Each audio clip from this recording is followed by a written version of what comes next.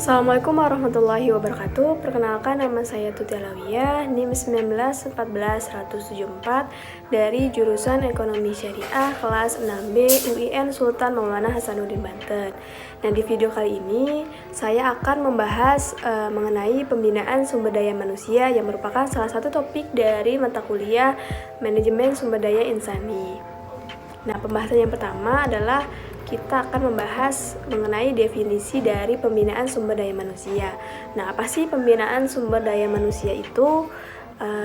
Pembinaan sumber daya manusia itu merupakan pembinaan yang berhubungan dengan pengetahuan agar menjadikan SDM ini lebih terampil dalam suatu bidang dan juga ahli dalam mengelola organisasi atau perusahaan yang digelutinya. Jadi, suatu pembinaan sumber daya manusia itu penting ya bagi karyawan atau pegawai, karena dengan pembinaan itu bisa melatih mentalitas untuk terus menanamkan kesadaran, menumbuhkan, memelihara, dan juga agar bersikap dengan perlakuan yang bersih dan bijaksana. Lalu yang kedua, pembahasan yang kedua adalah pola pembinaan sumber daya manusia. Nah, di sini terdapat bentuk-bentuk pembinaan. Dikelompokkan menjadi 4 ya. Ada yang pertama itu pembinaan kepangkatan, yang kedua pembinaan dalam jabatan, yang ketiga pembinaan dalam pelatihan dan pendidikan, dan yang keempat pembinaan disiplin dalam bekerja. Nah, di sini juga ada beberapa cara atau metode yang dapat digunakan untuk mengembangkan keterampilan dari pegawai baru ya. Yang pertama itu ada magang atau apprenticeship training. Ini magang ini penting dilakukan untuk suatu pembekalan pegawai baru ya, dengan cara belajar langsung dengan senior dan diawasi oleh para pakar atau juga ahlinya. Cara yang kedua adalah learning by doing atau on the job training atau bekerja sambil belajar. Nah, on the job training ini suatu bentuk pembekalan atau pembelajaran yang dapat cepat atau mempercepat proses pemindahan pengetahuan dan juga pengalaman kerja atau transfer knowledge dari para senior ke juniornya.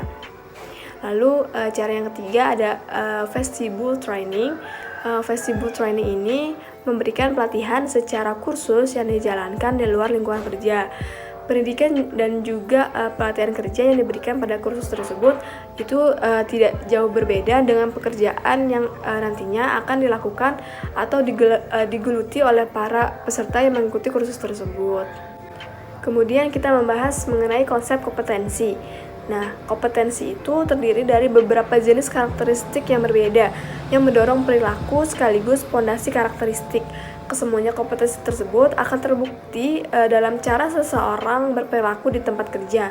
Sedangkan kompeten itu merupakan keterampilan yang diperlukan seseorang yang ditunjukkan oleh kemampuannya untuk dengan konsisten memberikan tingkat kinerja yang memadai atau tinggi dalam suatu fungsi pekerjaan yang spesifik. Kemudian pembahasan selanjutnya mengenai ciri-ciri penting dari kompetensi. Nah, di sini cirinya ada 3 ya. Ciri yang pertama adalah menjabarkan keterampilan-keterampilan utama yang dapat menghasilkan kinerja yang efektif pada tingkat kerja individual. Lalu ciri penting yang kedua adalah memberikan cara yang terstruktur untuk menjabarkan perilaku dan memberikan kepada organisasi suatu pemahaman bersama. Kemudian ciri yang terakhir adalah merupakan dasar bagi seleksi dan pengembangan staf, memberikan kerangka kerja dan fokus yang jelas bagi penarikan pekerja, penilaian, tinjauan kinerja, dan pelatihan. Lalu pembahasan yang terakhir adalah mengenai klasifikasi kompetensi. Nah, klasifikasi kompetensi ini dibagi menjadi 3. Yang pertama ada personal karakteristik, yang kedua visionary, dan yang terakhir adalah organization specific. Nah, yang pertama personal karakteristik ini termasuk integritas pribadi ya, kematangan berpendapat, fleksibilitas, dan menghormati orang lain.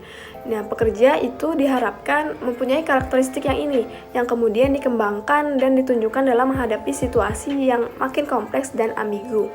Lalu, klasifikasi yang kedua adalah visionary. Nah, ini merupakan kompetensi yang paling tinggi tingkatannya, yang dapat diekspresikan sebagai perspektif global yang dimilikinya. mempunyai gagasan dalam menggerakkan organisasi dengan arah yang baru dan pandai menyampaikan pendapat tentang implikasi kecenderungan organisasi, baik dalam menghadapi persaingan, dalam peristiwa-peristiwa dunia maupun dalam komunitas lokal. Lalu klasifikasi yang terakhir adalah organization specific. Nah, di antara dua kelompok yang tadi, terdapat kompetensi yang dilihat secara khusus ke organisasi tertentu dan fungsi tertentu, di mana kompetensi tersebut diterapkan. Mungkin hanya itu yang dapat saya sampaikan. Kurang lebihnya saya mohon maaf. Semoga video ini bermanfaat. Saya pamit undur diri. Wassalamualaikum warahmatullahi wabarakatuh.